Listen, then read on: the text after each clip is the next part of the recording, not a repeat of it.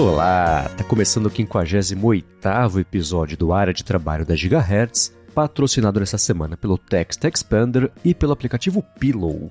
Quem tá falando aqui é o Marcos Mendes e assim como toda semana, a Bia Kunze, Garota Sem Fio, também tá por aqui, tudo bom? Olá, Marcos. Olá, ouvintes. Acho que tudo bem, porque antes de gravar aqui tava dando uma olhadinha nas pautas, abri o Twitter e me senti um pouco sobrecarregada. Quem é Dudu Camargo e por que eu preciso saber sobre essa pessoa? Que não sai da timeline. Olha, com isso eu não posso te ajudar com o contexto de quem é essa pessoa, que eu não faço ideia, mas quando eu usava o Twitter, o que eu fiz foi trocar todos os meus ajustes de localização pro Japão. Porque aí apareciam todos os trending topics, sugestão, tudo em japonês, eu não entendia e passava, né? Aí ficava ótimo, porque eu não tinha que interromper meu dia pra ficar bravo por receber uma recomendação de siga MC Moranguinho, sei lá, um trending topic de algum assunto cretino que eu também não tinha muito interesse, então pronto, virava só paisagem ali e eu seguia com o meu dia. Mas é interessante que você falou isso, é interessante como com o VPN, claro, daí você coloca o país que você quiser, né? Mas como o Twitter muda com o VPN, né? Isso é realmente uma coisa que eu já tinha prestado atenção, mas isso a gente vai falar mais pra frente, né? Aham. Eu fiquei curioso, inclusive, com esse assunto eu não sei pra onde você estava indo. Mas vamos começar aqui com os follow-ups, então, para chegar no assunto do Twitter logo.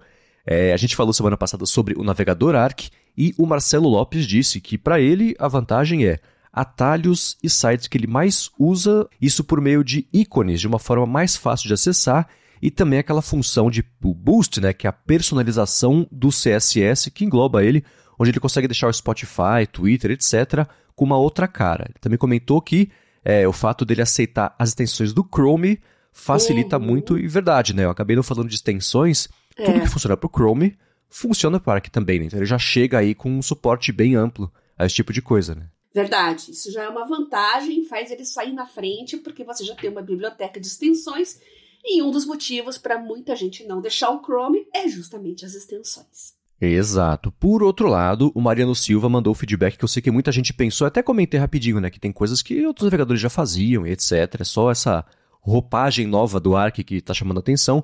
E o Mariano Silva comentou que muito do que a gente comentou sobre, ou que o Arc tem aí de funções, já estava disponível no Vivaldi há bastante tempo, principalmente no que se refere à gestão de abas. Ele falou que, além disso, o Vivaldi é multiplataforma, tem até para Linux, né? Então você, Bia...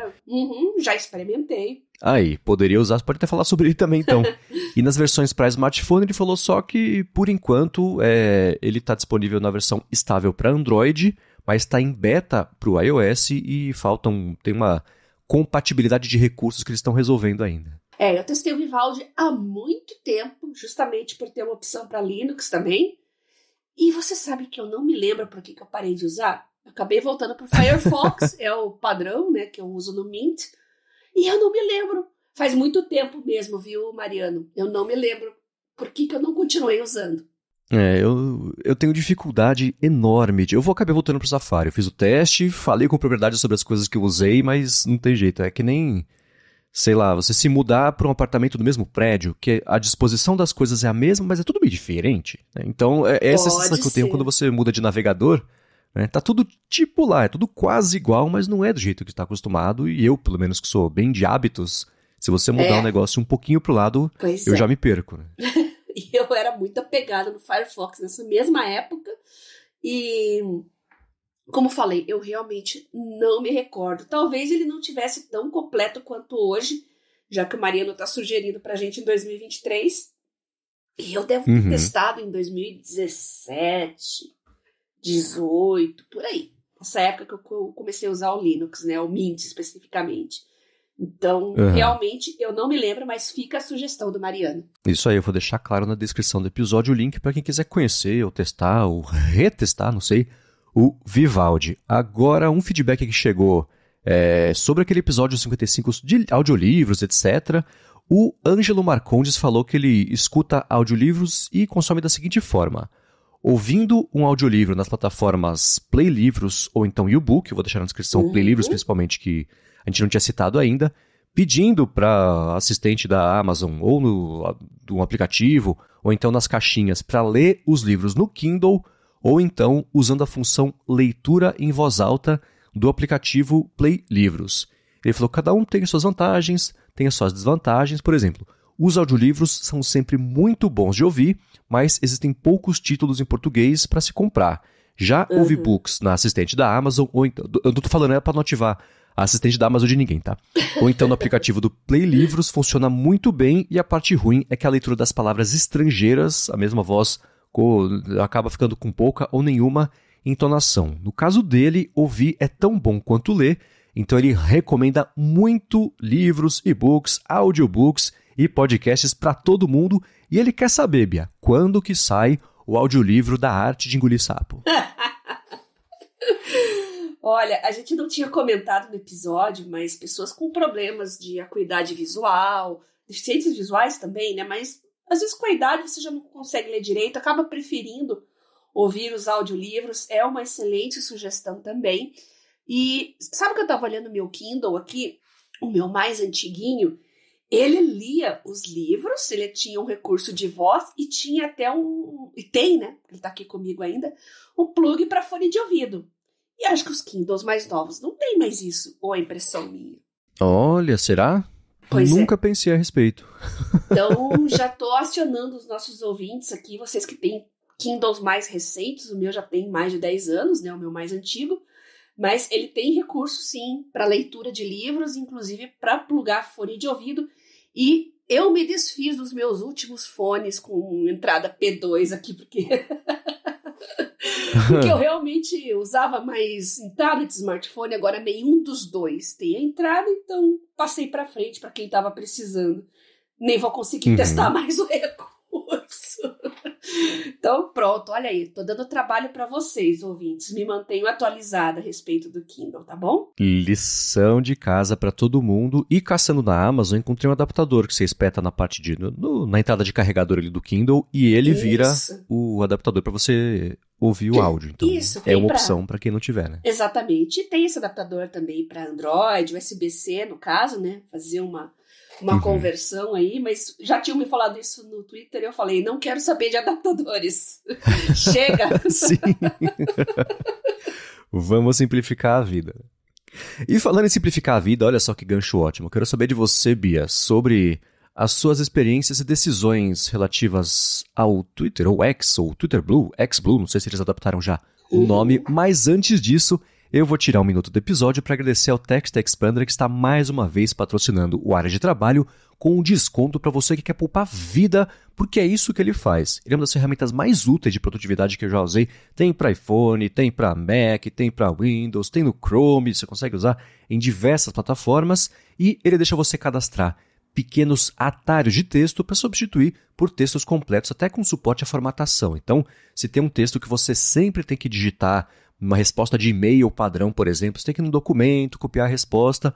Com ele você não faz isso. Você põe, sei lá, cadastra o seu atalho para a resposta, digita só o atalho, ele troca para a resposta completa, incluindo o suporte para negrito, para bold, né? Para negrito, para itálico, para link, cor, etc. Para variáveis também. Então, se no texto você tem um texto que é inteiro padrão, mas tem uma data que você tem que trocar, você cadastra. Tem uma data nesse pedaço aqui que eu vou colocar toda vez. A hora que você colocar o atalho, ele fala assim, qual que é a data? Você põe dia 2 de agosto. Ele fala, tá, cospe o texto já com 2 de agosto ali bonitinho. Para e-mail também, você consegue cadastrar automação para ele, né, já fazer do jeito inteligente qual que é a parte que vai para o endereço de e-mail, né, da pessoa, qual que é a parte do assunto, qual que é a parte do corpo do e-mail, conteúdo. Ele é super poderoso. Ele dá suporte a equipes também, então se no seu trabalho todo mundo tem que ter acesso aos mesmos textos que ficam mudando, você consegue cadastrar isso uma vez só no Text Expander, todo mundo puxa com o mesmo atalho o mesmo texto e você acaba com o problema de alguém ter um texto desatualizado, passar informação errada. Eu uso muito todos os dias os atalhos de coisas pequenas, tipo meu endereço, nome completo, dado bancário, CPF, CNPJ, essas coisas que a gente não lembra de cabeça, tem que sair caçando. Eu tenho um monte de atalhos só para isso, é um adianto danado. E para você conhecer o Text Expander, faz o seguinte, acessa textexpander.com/adtrabalho. Você vai dar uma espiada como ele é bacana, e se você for assinar o plano anual individual, você vai ter 20% de desconto só porque você escuta aqui o podcast. Então passa lá, textexpander.com/adtrabalho e acaba com esse negócio de ter que digitar as mesmas coisas todo o tempo aí. Você vai poupar muita vida com ele, eu garanto. A Bia eu também sei que garante. Então, uma última vez, textexpander.com/adtrabalho. Muito obrigado, TextExpander, pelo patrocínio de mais esse episódio do Área de Trabalho e pelo apoio a toda Gigahertz. Deixe o seu tempo livre para ouvir bastante audiobook, se divertir, gerenciar seu tempo de uma maneira bem produtiva, não ficar fazendo tarefa repetitiva, digitando coisas. Deixa isso para o TextExpander, a quem eu agradeço muito por patrocinar o Área de Trabalho. Muito obrigado e vamos lá, me conta a sua decisão e depois você explica por quê sobre o Twitter Blue, que você vinha testando aí há uns 30 dias e você chegou a um veredicto. Mas para começar, a gente tinha falado de VPN, né? Realmente, os anúncios, né? Os ads, os posts patrocinados variam muito de país para país, claro, por questão do idioma, mas a qualidade também muda. Eu reclamei bastante no Twitter que na linha do tempo brasileira só tinha coach e algumas postagens duvidosas. Tem até alguns influencers fazendo piadas, algumas questionáveis, e promovendo as suas piadas. Isso eu achei incrível. Eu falei, por que isso está na minha timeline? Aí eu fui ver, patrocinado, até entrei lá, aí tinha um anunciante vinculado a ele, mas é realmente bizarro o nível dos anúncios, né, brasileiros. Quando você coloca Estados Unidos, muito aplicativo de inteligência artificial. Muito, muito, muito, muito. Até anotei alguns que eu achei interessantes aqui. Mas o que dá pra gente dizer é que em termos de eficiência com anúncio funciona muito mais, né? Pelo menos capturou a minha atenção, que é o que o anunciante quer, né? Então, aí mudei pra Holanda, testei em vários países, assim, realmente Brasil foi o que tinha a pior qualidade dos anúncios. Então, essa é a primeira observação. E a segunda observação, isso o VPN independente de estar com o Blue ou não, tá? Agora nós temos que falar, Marcos, aquela aba para você, que aquilo é um problema muito sério. Também com o Blue a qualidade melhora muito. Passei até a seguir pessoas que eu não conhecia, que eu achei muito interessantes, graças àquela aba para você assinando o Blue, porque são pessoas que têm afinidade comigo.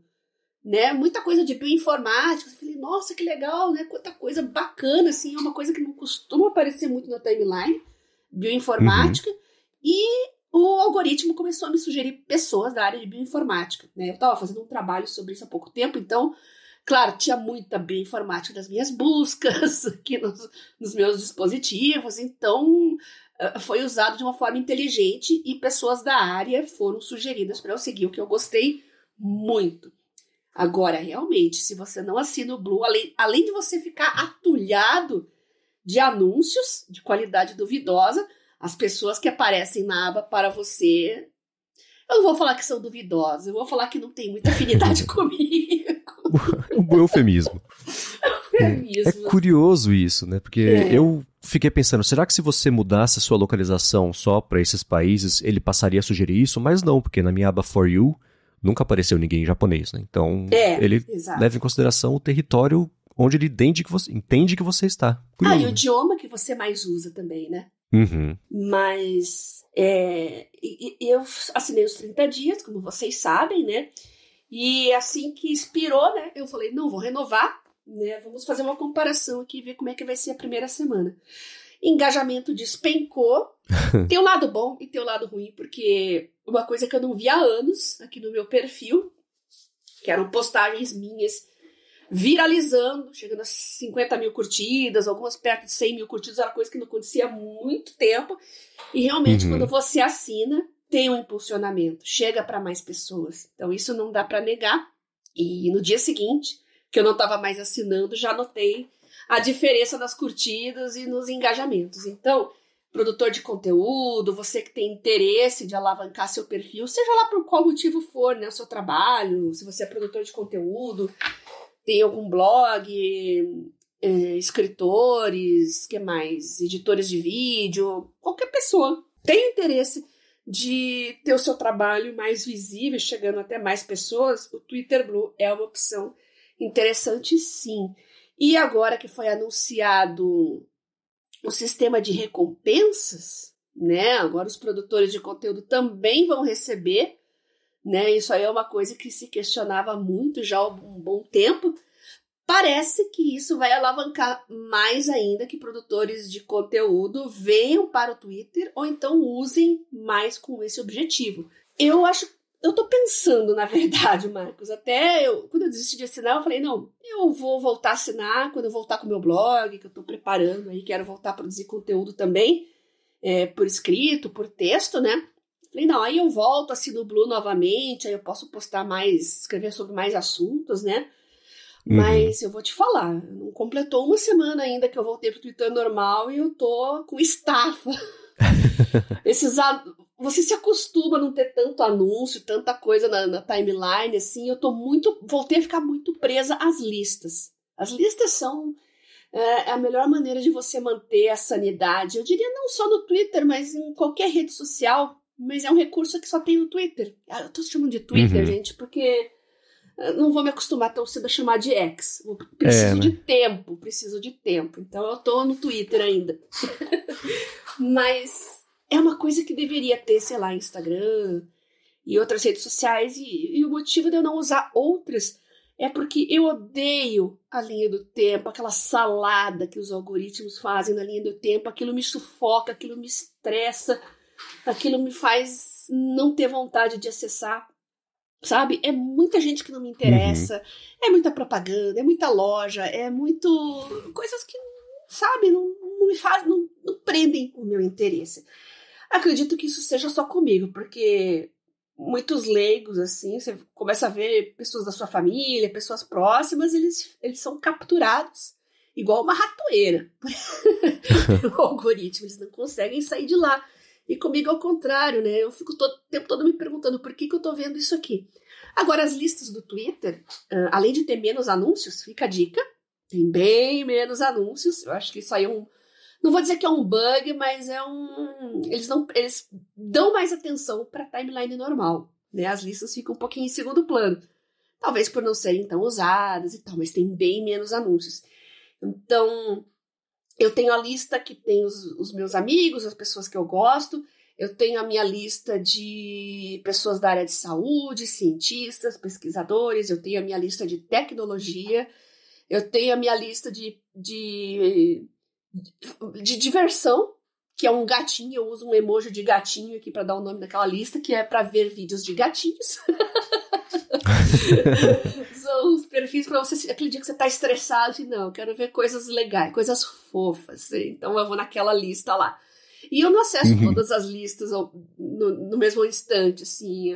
De manhã eu vou sempre nas listas mais de notícias, né, de tecnologia, de biotecnologia, né, para eu manter meu foco, assim, que é o momento que eu tô mais criativa, momento que eu tô mais centrada no trabalho. Eu funciono muito melhor de manhã. E à noite, quando os níveis de energia estão lá embaixo, e se eu tô estressada, se eu tô chateada, se eu tô triste, eu vou lá na lista dos gatinhos para dar uma animada antes de dormir. Pego a caneca de chá e abro a lista dos gatinhos. Então, eu acesso as listas conforme o meu humor, conforme o momento do dia.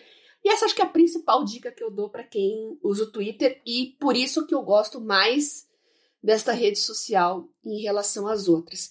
Então, eu pretendo voltar a assinar quando eu começar a produzir conteúdo novamente, mas eu não garanto para vocês que eu vou aguentar.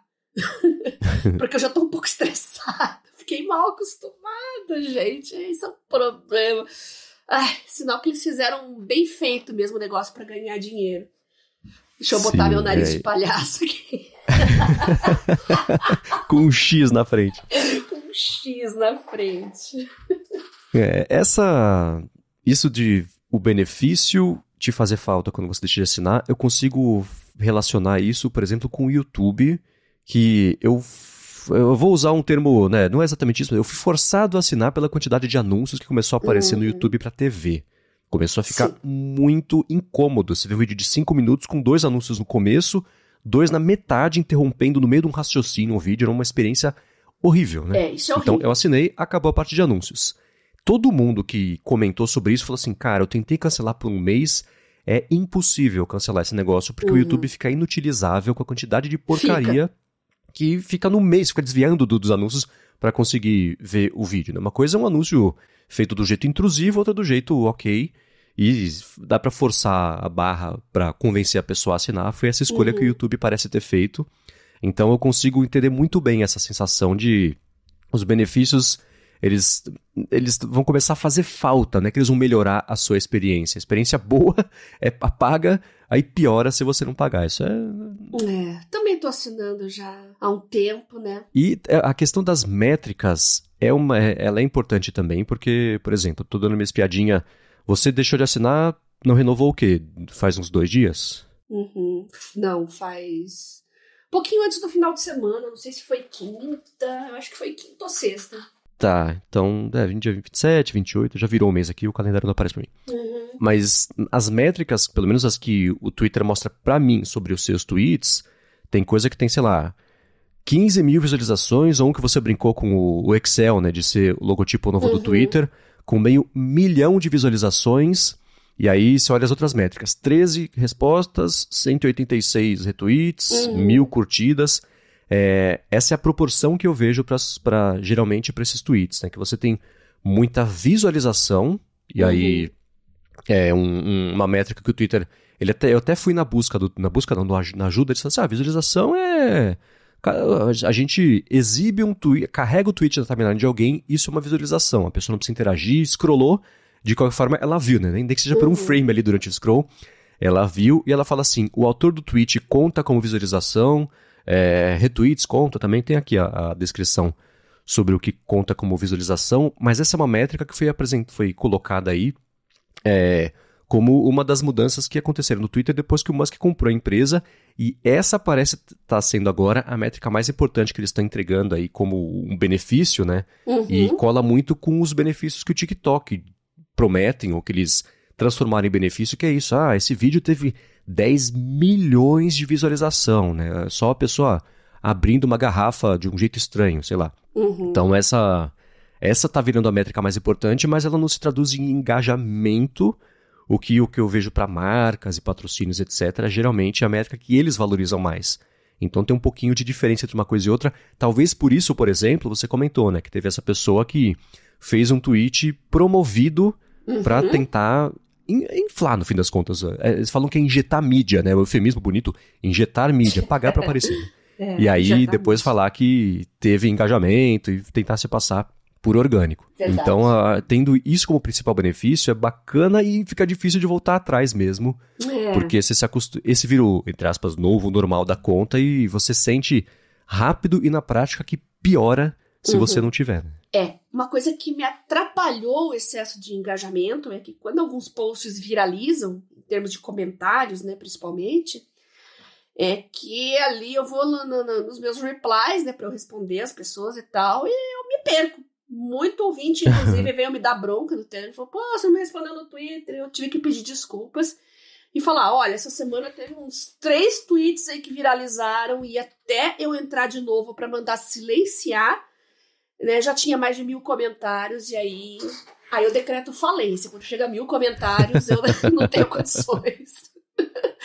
Então, isso é interessante, mas ao mesmo tempo, para uma pessoa que gosta de conversar com a sua audiência, que é o meu caso, isso me deixa um pouco estressada, para dizer bem a verdade, porque aí eu perco pautas para o podcast, deixo de saber alguma coisa interessante sobre algum software, alguma coisa, algum aparelho que eu comentei, e é a ponto de virem no meu Telegram e falar, Bia, não me respondeu. O Telegram, graças a Deus, tá tudo sob controle, e os que perguntaram isso no Twitter pra mim também, eu continuo assinando e tô assídua no Telegram, desde que eu assinei o primeiro mês, eu decidi continuar e sigo firme no Premium, que eu gosto bastante. Quanto que é o Premium do Telegram? Não lembro. R$12,90.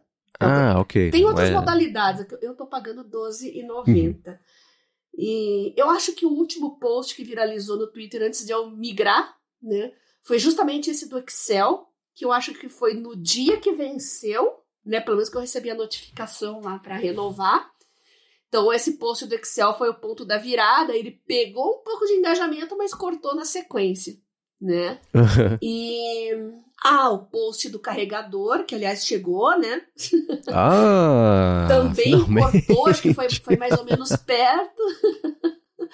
Pois é, mas abrindo um parênteses aqui, o carregador chegou, maravilhoso. Tem o modo além do modo rápido, tem o modo super rápido, né? Mas esse negócio de ter USB-C nas duas pontas, agora eu tô presa só ao cabo original, o carregador original e esse monte de cabo que eu tenho aqui. Infelizmente, pelo menos para levar comigo para usar com esse carregador, não vai ter como. Isso me deixou um pouco chateada. Mas não se pode ganhar sempre, né? Dá pra ficar preso no ecossistema mesmo só usando coisas padrão, né? Pois é. Dá pra ser proprietário mesmo com padrão. Pois é. Mas fechando então o parênteses e voltando pra esse assunto do Twitter, você comentou sobre o pagamento para criadores de conteúdo, né? O que eu tenho visto sobre isso, tanto das pessoas que trabalhavam com monetização no Twitter antes da mudança toda e pessoal de mercado também, primeiro, o que tá acontecendo parece que são... Tem levas de criadores de conteúdo que são selecionados por mês para receber uma grana lá, e são geralmente criadores que têm um destaque suficiente para depois postar, recebi aqui 5 mil, 20 mil dólares, e usar isso como isca para convencer outras pessoas a ficarem postando também. Não é, pelo menos até agora, de tudo que eu procurei a respeito, me informar, um plano de redistribuição de dinheiro de anúncios para toda a base de pessoas que usam o Twitter. Meio que em levas. Existiu também uma questão que eu não quero discutir aqui, mas que eu vou citar, que é sobre o pessoal geralmente mais de direita, extrema-direita e etc., que foi selecionado em maior número do que as pessoas de esquerda, centro, enfim. Então tem uma outra questão aí, mas a gente pode deixar essa discussão para um outro assunto, mas aconteceu. Para outro momento, mas aconteceu.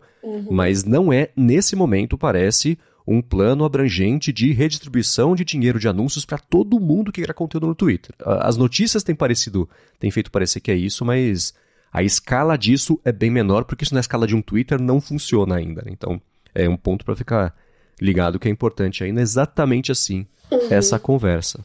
Tem um pré-requisito lá de seguidores, não tanto, acho que é um número baixinho, mas de impressões, né, por mês, tem um pré-requisito lá.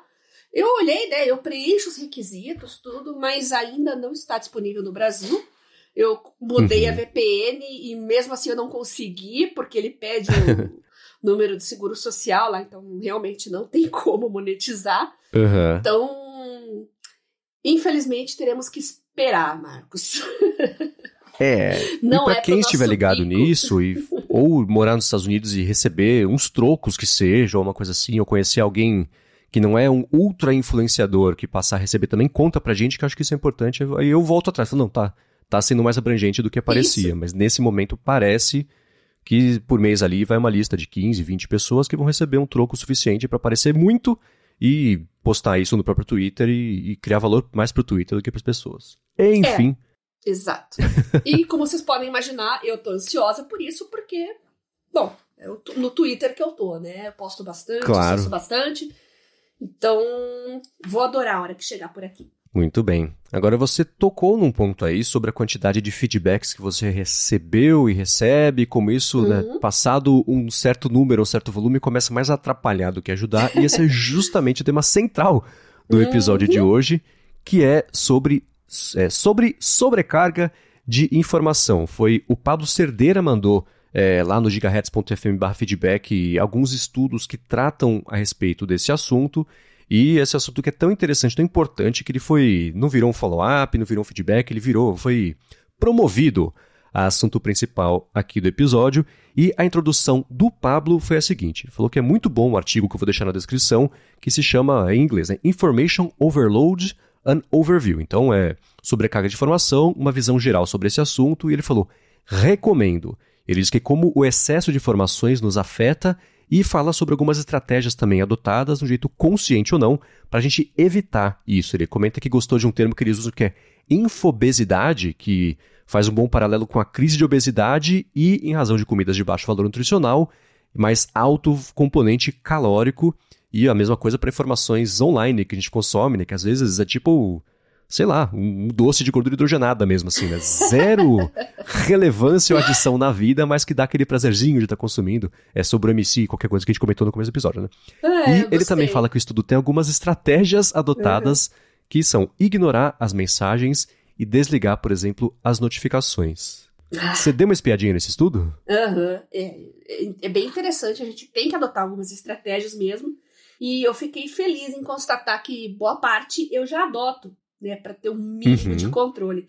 Esse termo infobesity é bem interessante, eu já posso até chamar desse tipo de informação de junk information, né? Assim como tem junk food. Então temos junk information, igual eu falei no começo do podcast, que abriu o Twitter lá, era só Dudu Camargo, né? Mas quem é Dudu Camargo? Por que eu preciso saber sobre essa pessoa?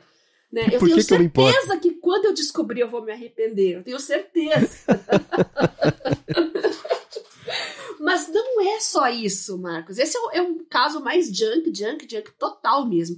Eu acho que a armadilha maior são aquelas informações que você talvez ache útil e você começa a dedicar mais tempo do que gostaria e depois você percebe que negligenciou o que realmente era importante. Então é um pouco ardiloso isso, e isso é muito de estratégia de algoritmo, né? Eu já comentei do TikTok, por exemplo, que é um algoritmo bruxaria, né? Porque ele não exige nenhum tipo de interação para ele entregar o conteúdo que ele considera relevante. E todo mundo fala isso. Nossa, você não precisa curtir nada, não precisa reagir, não precisa responder, comentar, não precisa nada, que automaticamente já vem outro que te prende, e depois outro, e você tá preso, você tá na rodinha do hamster lá correndo, né? Então, esse é o perigo, né? Porque é o conteúdo que às vezes viraliza, não é do seu interesse e até te irrita. Tá, no Twitter, pelo menos, eu vou lá na blacklist, coloco aquela palavra, o nome da pessoa, e mando silenciar e não aparece mais pra mim. Mas não é em todo lugar que dá pra fazer isso, né? E com vídeos, então, simplesmente não dá pra você falar o que você não quer ver. Não tem como, né? Sim. Então, eu acho que esse tipo de informação, junk information, mais ardiloso, disfarçado de coisa que te interesse, e aí entra a desinformação também, né? A gente tá tendo um debate aí essa semana sobre pseudociências e tal. Então eu consumo muito conteúdo de medicina, de saúde, e volta e meia no YouTube tem lá algum vídeo lá nas sugestões que é charlatanismo disfarçado de informação. Então é aí que mora o perigo, sabe? A gente tem que ficar muito esperto a consumir informação de qualidade. Eu sou totalmente contra censurar, proibir, tira forçado do ar. Eu acho que a informação ruim se combate com contra-informação boa, né? Nesse sentido, as notas da comunidade lá do Twitter são interessantes. Se bem que o chefão lá, botaram uma nota nele lá, ele mandou tirar. Então, já não é 100% também, mas ainda é a melhor forma de combater desinformação. Então, sim, desinformação disfarçada de informação, eu acho que esse é o grande desafio agora nessa era que estamos agora com as redes sociais. Tem o Walt Mossberg, que é um jornalista clássico aí da história da tecnologia. Ele sempre soube explicar de um jeito muito acessível e sempre muito presciente sobre as tecnologias que iam importar, que não iam, e fazer os reviews olhando sempre pra frente. Ele sempre foi muito bom nisso. Se aposentou aí faz, sei lá, deve fazer passou de 5 anos já, e ele passou a se dedicar ao projeto de uma empresa que é sobre, em inglês é Information Literacy, que é tipo alfabetização literária, não é alfabetização, mas ainda assim, sobre ensinar desde a escola a aprender a diferenciar entender o que é uma notícia que não é boa que eu digo assim, uma notícia falsa, ou desinformação, ou tendenciosa, versus você já instintivamente começar a identificar as que são boas fontes, ou que agregam, ou que acrescentam. Excelente. Está justamente nesse assunto de information overload, e o estudo trata disso. Né? Eles falam que, por exemplo, na verdade, desde que se começou a ter história escrita, né, a história humana passou a ser registrada, Logo em seguida apareceu um problema da falta de tempo para consumir tudo isso e o problema só foi piorando quando diferentes textos passaram a ser feitos com diferentes objetivos, né? Alguns de confundir, outros de enganar. Então eles definem que a gente tinha a pré-história, que era antes da informação escrita, a história, quando literalmente, né, passou a se escrever ali o que estava acontecendo, o que tinha acontecido, e eles classificam como a hiperhistória, o que é hoje, que é a sociedade é definida pela necessidade do consumo de informação pelas tecnologias disponíveis, né? E aí que virou o problema, porque a quantidade de informação criada e disponibilizada é muito maior do que a que qualquer pessoa teria condição de consumir, especialmente com maus agentes aí embolando o meio de campo e querendo mais ver o circo pegar fogo do que contribuir. De fato, né? Eles falam, por exemplo, sobre a quantidade de informação. Eles fizeram um levantamento. Uma edição do New York Times no começo do século XXI já trazia mais informação do que alguém na Inglaterra no século XVII teria contato a vida inteira, né? Isso a gente está falando de um jornal impresso, né? Que é bem diferente hoje em dia de você consumir em rede social, isso tudo. Então eles têm diversos outros dados que argumentam basicamente esse mesmo ponto. E um que eu achei muito importante que eles falaram é o seguinte: no segmento de saúde, a probabilidade tem tanta informação, tanto estudo saindo, que, claro, é impossível você alcançar se você pegar uma microespecialização. Então, algum procedimento médico muito específico que você vai se especializar, você quer ler os estudos a respeito disso. Já é impossível. Se você pegar tudo que é publicado num ano, você leva 3 para ler, nesse intervalo de 3 já saiu mais estudos que você levaria a vida inteira para conseguir alcançar. Então, existe essa dificuldade, né? E para a parte científica, mesmo sabendo que um dos estudos vai ter uma informação que pode mudar o curso da história, porque vai dar um estalo na cabeça de alguém que vai desenvolver uma tecnologia nova, a chance dessa pessoa se deparar com essa informação, ela é cada vez menor pela quantidade de coisa que está aí, né? Então, saber diferenciar hoje e cada vez mais vai ser a principal ferramenta que as pessoas vão ter à disposição delas, e as outras ferramentas desse bate-cinto vão ser justamente os jeitos de lidar, filtrar, né, saber dar peso e importância para as diferentes fontes e reduzir sempre as fontes de consumo de informação. Acho que a experiência vai mostrando para a gente, né, o que vale a pena seguir, o que não vale. Uhum. Isso eu digo sobre fonte de notícia, receber newsletter, rede social mesmo, né? Então, isso tudo a gente vai aprendendo a lidar, né? Newsletter é uma boa nesse sentido, né? Já falei, eu vou reforçar aqui. Eu pretendo trabalhar com newsletter, inclusive, porque é uma maneira de você controlar o que consome, né? Eu acho que a melhor maneira depois do RSS são as newsletters, né? Porque é uma pessoa da sua confiança que já está fazendo uma curadoria para você. Então já é uma curadoria da curadoria, né? Ainda que você receba vários tópicos e não clique em todos ou não se interesse em todos, de uma certa maneira é um assunto que te interessa, que te acrescenta. Talvez não naquele momento, mas o que eu percebo em newsletter é que sempre tem alguma coisa ali que, putz, isso eu queria muito ler, né? Pode ter 10 itens ali, vai ter um, pelo menos, que me interessa muito e que eu abro para me aprofundar. Isso já é epic win, pelo menos do meu ponto de vista, né? Se considerar que você está numa rede social e rodando a rodinha do hamster lá, que é a sua timeline, e roda, o que você consegue pescar realmente que vai mudar? Você que estuda, que é um profissional de uma determinada área, como você falou da Larissa, que quer se aprofundar mais naquela técnica, né? Quais são as chances de você ver isso na sua timeline, por exemplo? Ou então eu gosto de gato de uma determinada raça, vamos entrar no lado mais lúdico, um anime que você gosta, qual que é a chance de aparecer aquilo na sua timeline? É um em quantos? Né? É da gente pensar. Você vai perder muito tempo para pescar um ou outro post que realmente seriam interessantes para você. E a chave está em descobrir quais são essas fontes e separar as que não são, né? Exato. Isso é uma arte hoje em dia, né? Exato. E eu vou falar assim, não é com a experiência, mas com a atenção. É uma meta-atenção, né? Você está prestando atenção no valor que as fontes de informação que você escolheu seguir e qual que é esse valor que está sendo entregue, né?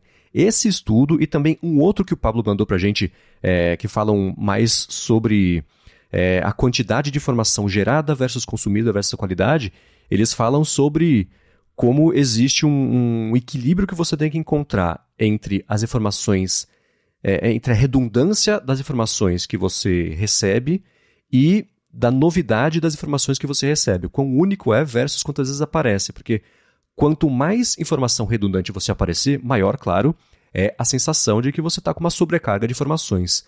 Por outro lado, se você tiver pouca redundância nisso, isso pode te atrapalhar em ter informações disponíveis. Então, quanto mais é um gráfico de curva em formato de sino, sabe? Eles chamam de bell curve, né? Que eu não sei se é por causa disso, mas enfim.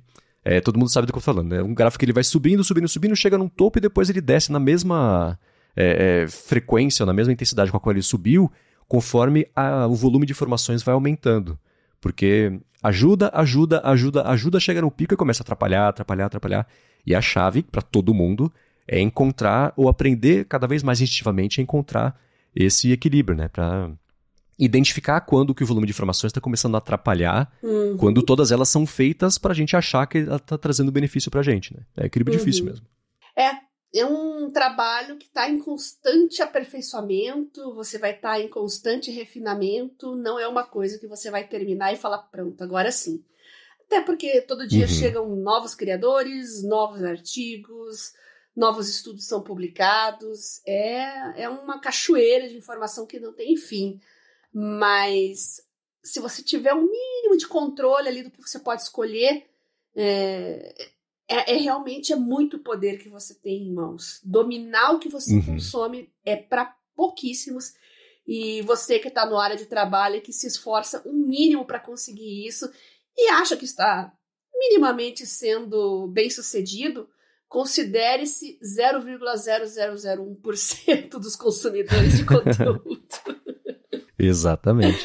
E o artigo até propõe algumas soluções também, né? Eles falam, por exemplo, 3 técnicas. A primeira é evitar e se retirar da situação de receber muito conteúdo. Então, é você tomar uma decisão ativa de minimizar a quantidade de fontes de informação que você vai passar a receber. E isso combinado também com a segunda parte é a filtragem desse conteúdo. Então, você, por exemplo, né, tirar as notificações já de e-mail e rede social. O volume de informação vai continuar lá. Mas só de você não ser interrompido ou interrompida com isso o tempo inteiro, já vai diminuir essa sensação de que você tem que lidar com muito mais coisas do que você de fato tem que lidar a todo momento do dia. Isso é uma coisa que a gente tinha comentado aqui sobre notificações especificamente, é reduzir a quantidade de cutucos que você recebe por dia em plataformas sobre as quais você não tem o controle. Você não consegue controlar aquele amigo seu que manda 18 mensagens. Oi, tudo bem? Então, sabe o que é? Manda um link. Ao invés de mandar tudo numa mensagem só, né? Isso vai pipocar o telefone 30 vezes no espaço de 2 minutos, né? De vontade de jogar o telefone pela janela. Mesma coisa com e-mail. Você não tem como controlar o bom senso da pessoa, do horário de mandar e-mail, que já é fora do horário de trabalho, ou no momento que você está se dedicando a outra coisa, chega e-mail, agora metade do cérebro está sobre essa coisa, metade do cérebro está sobre o e-mail, você perde esse foco. Então, fazer essa filtragem desse input de informações ao longo do dia já resolve muito, depois também de uma filtragem de quais informações você quer mesmo passar a receber, né? Isso inclui, eu falei sobre newsletters, e eu passei a ter mais contato com isso por conta do episódio que a gente fez sobre newsletters, eu assinei algumas, aí depois de um tempo eu fui percebendo que tinha uma redundância de informação, que algumas não acrescentavam de fato coisas no dia a dia, aí eu fui tirando uma, fui tirando outra. Hoje eu assino uma fração das que eu assinei quando fiz o primeiro experimento. Rede social, a mesma coisa, dá uma espiada nos 18 perfis de notícias, por exemplo, que eu estou supondo uma pessoa aqui que você segue, e vê se assim, se essas 18 perfis não publicam sempre a mesma notícia, uma vai mastigando da outra. Então não precisa seguir todo mundo. Segue 1, 2, 3, 4, 5 dessas contas, que o nível de informação vai se manter o mesmo, mas a quantidade de informação vai ser reduzida pela metade. Isso ajuda muito a reduzir essa sensação de que você está... Bom, é o tema, né? Sobrecarregado com informação. E procure educar também as pessoas mais próximas, aquelas que você tem que se relacionar sempre, conversar sempre. Se ela manda aquela torrente de mensagens, uma frase por mensagem, conversa com ela, né? Fala, poxa, escreve tudo numa linha só, num balãozinho só. Eu abri o celular que tinha 20 mensagens suas, eu pensei, nossa, quem morreu? Né? E a pessoa talvez ela se ligue, né? Que isso não é legal. E desanima também, né? Imagina você chega no fim do dia, abre, sei lá, o WhatsApp, por exemplo, 200 mensagens. Poxa, eu tenho um infarto se eu tiver 200 mensagens, porque realmente não tem condições, né? Mas como eu não participo de grupos, eu acredito que quem participa de grupos deve ver 200 mensagens no WhatsApp. Não é o meu caso, porque eu não gosto de grupos de WhatsApp. E no Telegram, os grupos eu consigo administrar de uma forma muito mais eficiente, sem me causar estresse e sobrecarga. Então, a melhor maneira é conversar. Não resolveu? Amigo, você vai pro mute. Tchau. Eu vou olhar suas mensagens quando eu quiser, que eu não tenho obrigação de ser interrompido o tempo todo aqui fazendo as minhas coisas e prejudicando a minha rotina por causa de, vamos dizer assim, má educação digital, falta de educação digital, né? Então, é etiqueta, gente. Antigamente existia esse termo net-etiqueta, né? Etiqueta da net, não sei se usa ainda isso, né? Netiqueta, se não existe, a gente inventou ele agora aqui. Sabe, assim como você tem modos no trato com as pessoas no dia a dia, você precisa ter modos também no meio virtual, no meio digital. Então, eduque os seus familiares, principalmente seus familiares, né? Converse com eles, porque é a categoria de pessoas que você não quer ter muito conflito, né? Então, conversar é sempre a melhor maneira e não gerar mais estresse. Boa, eu fiz um paralelo entre a pessoa que fala cutucando o seu ombro enquanto tá falando com você e a pessoa que manda diversas mensagens pra falar assim, então, fica cutucando, então, sabe o que é? Preciso falar um negócio. Fala! Lembra do MSN que tinha isso também? Era o noggin, que eles chamavam. Nudge. Nudge, isso. Vinha lá, eu falei, meu Deus, que é isso? Você chacoalhava a tela no computador da outra pessoa, que loucura, né? Nunca era coisa séria, era sempre pra trollar alguém, né? Pois é. Então, eu vou deixar aqui na descrição do episódio o link para esse estudo principal e um estudo relacionado que é com esse foco na sobrecarga de informação para todo mundo dar mais piada. São estudos em inglês, mas nada que um tradutor não resolva, que ele traz informações e principalmente esse estudo principal que a gente comentou, ele lista diversos outros estudos desde os anos 40, 50, 60 a respeito disso. Então dá para ver, o problema sempre esteve lá. Conforme foram criando formas da gente ir resolvendo, foram se multiplicando fontes do problema também, então é uma briga eterna, né? Desde que começou a ter livros, começou a ter sobrecarga de informação. Então não é uma coisa nova, o estudo vai falando sobre isso, vai dando caminhos para outros estudos.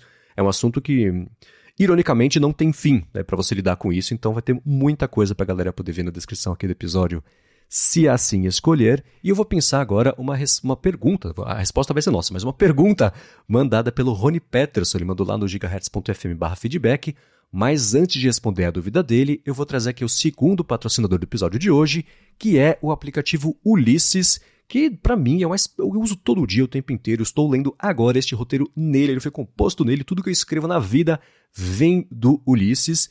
E ele é o produtor de texto mais poderoso que eu já usei desde que ele saiu lá em 2015, quando saiu para iPad, que eu usava só o iPad, uso ele hoje no Mac também numa boa, quando eu preciso pegar alguma coisa no iPhone, a sincronia dele é perfeita, funciona também. E ele tem a plataforma, ela é bem poderosa para você fazer não só a produção, mas também dar a saída disso, exportar, fazer publicação para diversos formatos, plataformas. Uma coisa que eu sei que eles têm, que o pessoal adora, é a coleção de ferramentas de produtividade para escrever. Então você cadastra lá o objetivo de produção de texto que você tem num dia, numa semana, etc. Vai acompanhando o seu progresso do quanto você tem que escrever, seja isso um objetivo seu, autoimposto, né? Uma coisa do trabalho, por exemplo, que você tem que produzir. E aí vai X palavras por dia, X páginas por dia, etc. E ele oferece também um assistente de escrita que tem várias funções que são sobre editoração de e-books, tem também um monte de integração para ferramenta para exportar direto para o WordPress, para Medium também, microblog, Ghost também. E uma coisa que rolou nessa semana é que ele ganhou suporte a equações matemáticas em LaTeX, ou LaTeX, cada um falando do jeito, que facilita muito a vida de quem trabalha com fórmula, estudo científico também, bacana, né? E você consegue depois ou exportar essas equações já em formato de equação mesmo em EPUB, PDF, Markdown, Word, e também direto lá fazer a prévia disso, publicar também direto no WordPress, no Ghost, no Microblog, E além disso, eles finalmente implementaram uma coisa que fazia falta e agora tem, que é a possibilidade de você ou arquivar ou então duplicar os seus projetos. Ele tem um painel que é ótimo, que eu uso o tempo inteirinho, que deixa eu acompanhar em tempo real como é que está a produção de contagem de palavras, também de letras, se você precisar, tagueamento, o controle de links que você colocou, imagens, é bem fácil de fazer isso tudo. E ele está aí disponível para iPhone, tá para iPad, tá para Mac também e tem um programa de desconto para estudantes, além de estar disponível também na plataforma Setup. Então, para saber mais sobre o Ulysses e ver como ele com certeza vai te ajudar a ser mais produtivo em qualquer necessidade de produção de texto que você tenha ou no Mac, ou no iPhone, ou no iPad, ou em todos ao mesmo tempo, é só você acessar ulysses.app, tem link na descrição aqui do episódio. Você consegue também achar ele facinho na App Store procurando por Ulysses com Y, Ulysses. Então vai lá, ulysses.app.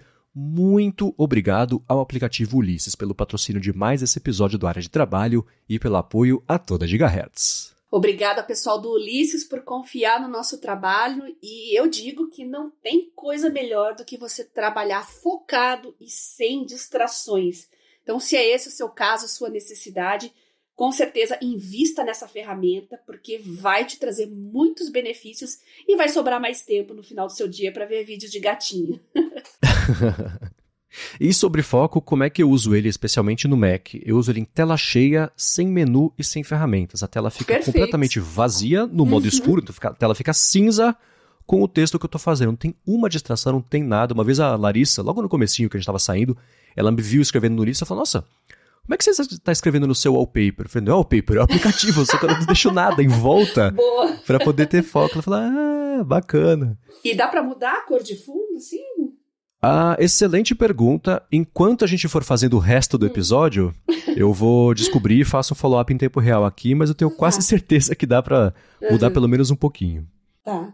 Muito bem, vamos lá. A Área de Trabalho responde. Se você tiver uma dúvida, você pode mandar pra gente em gigahertz.fm/feedback, que a gente pensa e traz aqui ao final de alguns episódios. E foi isso que o Rony Peterson fez. Ele me escutou dizer que eu tô usando o Dropbox e ficou com a dúvida. Por quê? Ele falou que tem tanto outro serviço de nuvem mais barato, com qualidade equivalente. E uma outra pergunta, já que eu estou no ecossistema da Apple, não é melhor usar a nuvem da própria Apple? Agora, antes de eu responder, eu quero saber de você, como é que são os seus hábitos de nuvem, você já deu uma pincelada sobre isso, mas atualiza o pessoal, então, para a gente poder discutir de um jeito até mais abrangente essa parte de... Então, eu estou bem amarrada no ecossistema da Microsoft, né? Porque eu acabei concentrando tanto trabalho quanto estudos, vida acadêmica no Office, né? Porque eu acabo usando muito Word, PowerPoint. Então, eu tenho 1 tera de OneDrive. Então, eu meio que tento usufruir de todas as ferramentas que tem lá. E gosto de centralizar lá, né? Também tem o Dropbox, mas atualmente está no modo gratuito. O Google Drive está no modo gratuito. E... no momento, realmente, eu tô bem Microsoft. Não é o seu caso, né? Não. Apesar de ter a assinatura das coisas do Office, se eu tenho algum documento salvo na nuvem da Microsoft, foi por acidente, era pra ele estar local. Eu prefiro, e aí já é o começo da resposta aqui pro Rony Peterson, eu prefiro ter tudo relacionado a trabalho armazenado localmente, porque vai que justo num dia que eu tô sem conexão, tem alguma coisa muito importante que eu tenho que mandar agora. Então, coisas que eu mexi há menos de um ano, eu tenho locais. Coisas que eu mexi há mais de um ano, eu tenho um backup físico aqui de drive, né, de drive externo. Na nuvem, eu deixo tudo isso, já é em relação ao Dropbox. Primeiro, contexto. Eu fiz uma conta no Dropbox lá no comecinho. E aí, eles tinham um programa bem generoso de recompensar indicações. Então, eles davam, acho que, não sei quanto que era de espaço a cada pessoa que criasse uma conta com a minha recomendação e não tinha limite, ou o limite era 20 GB. Então, o meu plano gratuito é de 20 GB no Dropbox. Não é limitado para fazer coisas do dia a dia, especialmente na época que eu mexia mais só com texto, era um espaço infinito, né? Cada arquivo tinha 30K, então beleza, né? Esse é um dos motivos. O outro motivo é, trabalho colaborativo geralmente envolve as pessoas que também usam Dropbox. Então, por exemplo, para as coisas da Alura que eu tenho feito, eles usam lá um Dropbox. Para fazer as coisas do Gigahertz aqui, o Rambo tinha Dropbox, eu também. A gente colocou também coisas aqui no Dropbox. Então ele já é meio que a língua franca de compartilhamento de arquivos em nuvem. É meio impossível fugir dele, o que é um problema porque se ninguém fugir, ninguém vai fugir, né? Vira um ciclo que não dá para interromper. Você capturou todo mundo, né? Vamos falar a verdade, todo mundo em cativeiro. A culpa é minha, gente, desculpa. Então, é por isso. Eu uso também as coisas da nuvem da Apple, assino o iCloud, 200 GB para salvar as minhas fotos, e eu sei que backup na nuvem de foto não é backup, mas assim que eu faço, eu durmo bem com isso. E também por ser o plano familiar, as coisas da Larissa também são no nosso bololô unificado de backups, fica tudo lá. Nesse caso, recentemente os 200 GB pararam de ser suficientes por conta justamente das fotos, a gente conseguiu viajar bastante no ano passado, então deu uma inflacionada na quantidade de fotos armazenadas, mas é essa divisão que eu faço. O Dropbox, eu tô chegando no limite de 20 GB e não importa o quanto eu alivie do que já estava lá e vá tirando, esse limite está sendo batido cada vez mais frequentemente, então é provável que eu faça a assinatura do Dropbox, que é cara, né? Mesmo o plano mais barato, que é de 2 tera, eu acho que é 8, 10, 12 dólares por mês, não lembro. É um plano que eu fiquei surpreso que é só em dólar e, em segundo lugar, como ele é caro sem adaptações para o mercado, como é o assunto do Evernote, né? A gente volta a falar sobre isso. Mas essa é a forma que eu lido com isso de arquivos na nuvem. Tudo que eu estou trabalhando atualmente para mim, tem que estar acessível na nuvem, apesar de eu guardar localmente, é aquela pasta do Dropbox que é sincronizada com o que está, entre aspas, fisicamente no computador e acessível da nuvem também. Se eu estiver fora, estiver sem computador, preciso acessar alguma coisa, eu consigo fazer isso. Até editar uma coisa rápida ali, dependendo do suporte que o Dropbox oferecer. E aí, coisas há mais de um ano, eu tiro de lá e deixo armazenado só no backup físico aqui em casa, o que também não é exatamente o melhor jeito do mundo, que você tem dois, tem um, não tem nenhum, mas também durmo bem com isso. Então essa é a minha estratégia. Por causa disso, eu uso o Dropbox, que eu não tenho muita escolha, e uso o iCloud para as coisas que são ou mais minhas mesmo, ou que já são mais nativas ali, de backup, de dispositivo da Apple, as coisas que são mais, que fazem parte, como ele próprio falou, de ecossistema mesmo aqui, de usar o iOS e o macOS. Muito bem, excelente. E para quem tem esse problema aí também de ter arquivos locais e nuvem, nem sempre ter conexão à disposição e usa dispositivos móveis, eu vou repetir aqui uma dica que eu já dei, né, e que eu uso, que é o Folder Sync. Então, às vezes eu estou num auditório que não pega Wi-Fi, que o 4G não chega e eu preciso achar uma aula mais antiga, um PDF que está lá nos meus arquivos e eu não tenho acesso à nuvem. Então, eu tenho, cada disciplina minha é uma pasta, na verdade é uma subpasta de 2 pastas principais, as disciplinas já concluídas e as disciplinas em andamento.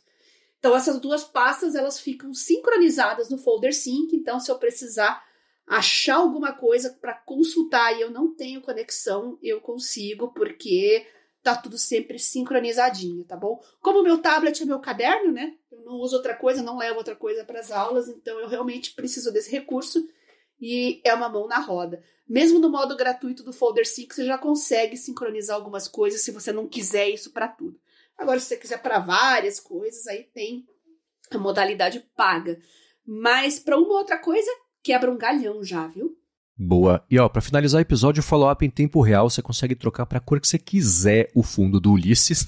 E não só o fundo, mas o texto, título, link, etc. Ele tem eu nunca fucei muito em temas, mas tem temas que você customiza, que você baixa, que você instala, que você duplica e mexe como você quiser. Pode deixar lindo ou horroroso, a pessoa escolhe. Então dá pra trocar a cor aí do fundo numa boa. Eu acho lindo quando você tá escrevendo, digitando, e aquele fundo mais sépia, assim, eu acho... relaxante para os olhos e eu acho bonito, assim, também esteticamente falando. Sim.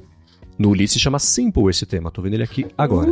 Legal. Muito bem. Para encontrar os links do que a gente comentou ao longo do episódio, vai em gigahertz.fm/adtrabalho/58 ou dá mais piada das notas aqui do episódio. Muito obrigado ao Ulisses pelo patrocínio desse episódio, obrigado ao Text Expander também. Vão lá, passem na descrição, conheçam o serviço, a gente confia e usa e recomenda. Obrigado a vocês que deixam reviews, avaliações, que recomendam também o podcast pra galera. E obrigado a você, Bia, por nos ajudar a entender a como lidar com a nossa sobrecarga de informações no dia a dia e os backups também, sejam eles na nuvem ou não.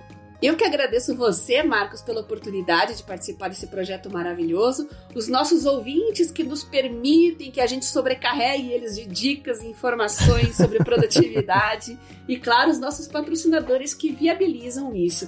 Vocês podem mandar suas dicas também, vocês podem pautar a gente aí para os próximos episódios. Mandem suas sugestões, seus comentários, seus prints para o meu Telegram pessoal, que é @biacunze, lá eu respondo todo mundo sempre. E o meu Twitter, que agora está mais sob controle, @garota-sem-fio. Consigo agora responder vocês, podem mandar suas dicas também por lá. Tem as redes do Marcos, as redes da Gigahertz, vocês têm vários canais por onde podem entrar em contato com a gente. É isso aí, para falar comigo, se você quiser um desses canais, é o Threads, ou o Instagram, ou o Mastodon como MVC Mendes. Eu apresento aqui na Gigahertz, sua fonte toda segunda-feira com Felipe Espósito, notícias da Apple, e também toda sexta-feira estou no área de transferência, e apresento também o Hipsters Fora de Controle para a Lura, sai toda sexta-feira, além de escrever lá pro Mac Magazine todo sábado. Beleza? Muito obrigado mais uma vez pela audiência de vocês, e a gente volta na semana que vem. Beijoca sem fio a todos, e até semana que vem.